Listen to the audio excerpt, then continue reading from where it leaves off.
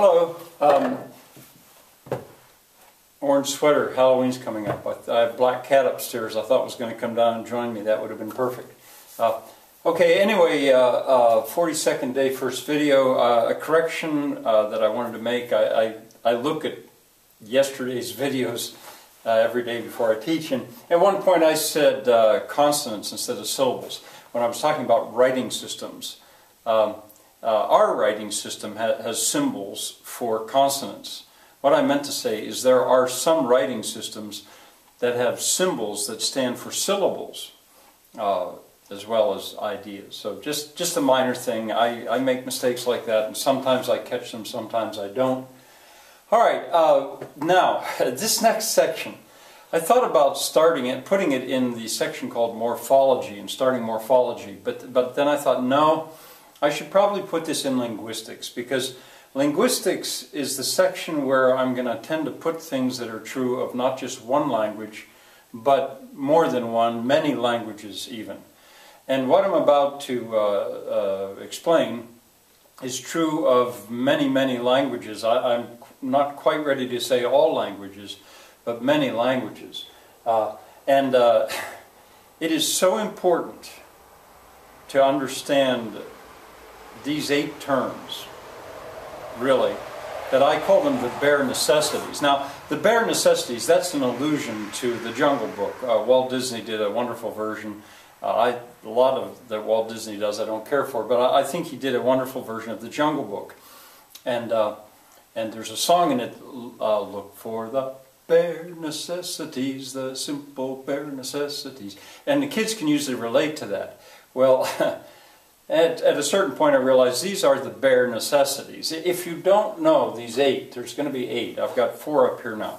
If you don't know these, or you go blank when you hear the word noun, it's almost like there's no point in going any further in the study of grammar, or morphology, or syntax, or even foreign languages in a way. You need to know these 8 terms.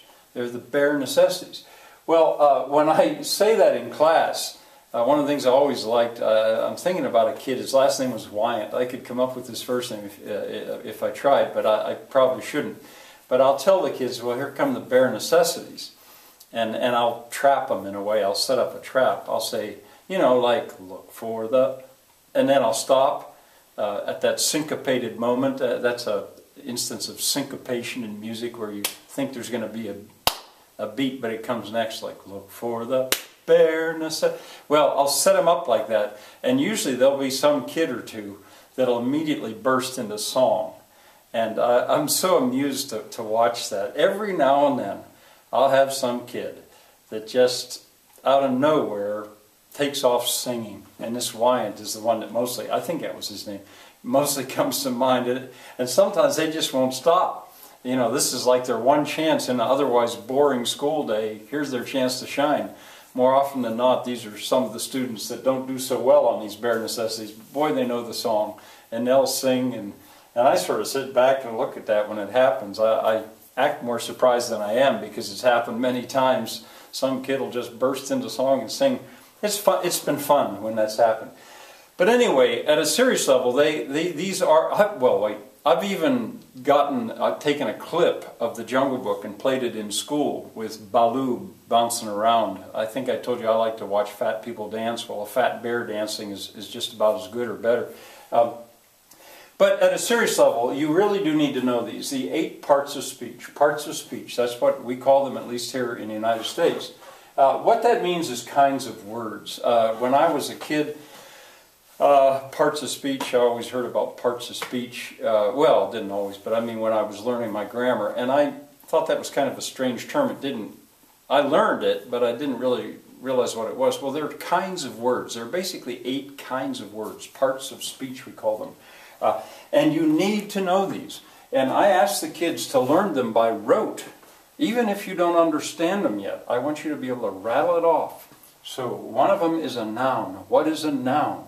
And I'll pose that to the kids. And the kids, of course, they're all, at least here in the United States, they're all going to want to blurt out a person, place, or thing. Or a person, place, thing, or idea. And I say, no. No, that's not right. I don't care how many teachers have told you that. A noun is not a person. I am a person, I am not a noun. You know, it shatters them in a way, and it might be shattering some of your experiences with grammar to hear that. But from the word go, that is a mistake in thinking. A noun is not a person, it is not a place, it's a word. It's a word that names. Now, sometimes I'll let them say, if you want to say a noun is a word that names a person, place, thing, or idea, I don't care if you put that on there. So, or you could say a noun is a word that names anything. You can put that there if you want. But the bottom line is a noun is a word that names. A noun, henceforth then, is a word that names. And I expect kids to know that, whether they understand it or not. I want them to be able to say that. All right, a verb. What's a verb? Well, a verb is a word. These definitions are a little weak, I know, but what I have the kids memorize is a verb is a word that shows action or state of being. Now, state of being is another one of those phrases that I heard as an 8th grader, and I didn't really understand it, but that's what they called it later. It's the best name we have for it, at least here in the United States. And so I have the kid, I'm okay with that, because not all verbs show action. All right, now notice I've got ibid, a verb, henceforth v, ibid, same as above, is a word that shows action or state of being. It's the second one. Well, the third one, an adjective. What is an adjective? Well, an adjective, henceforth AEJ, ibid, same as above, is a word that modifies. Now, modifies is a word that people don't just go around using it all the time. So I have the kids put in there, that is, changes.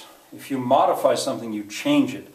And where I taught public school, there was stock car racing and dirt track racing. And sometimes the kids could understand if there's a modified class, if you change your engine, if you change something about the car, that's called now modified. Well, that's what adjectives do. They modify, they change things. But they change a noun or a pronoun. Now, I could go N instead of noun, but I'm not going to be a slave to these abbreviations. So it's too important at the moment that the kids understand this. An adjective is a word that modifies, that is, changes a noun or a pronoun. I want them to memorize that by rote, and I want you to as well, if we're going to go on to study grammar. These are the bare necessities. And then the fourth one, until I can erase the board and go on with another video, an adverb, henceforth ADV.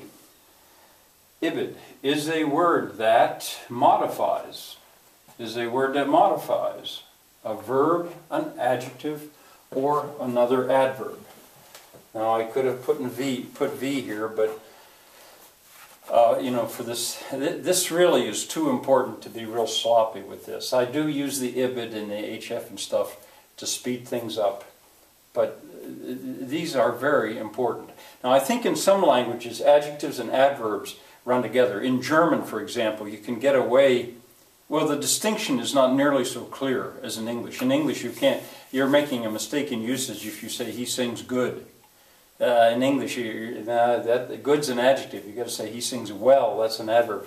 In German, you can say singt gut, and it's fine. All right, I'll go on with the bare necessities in the next video, so don't go away.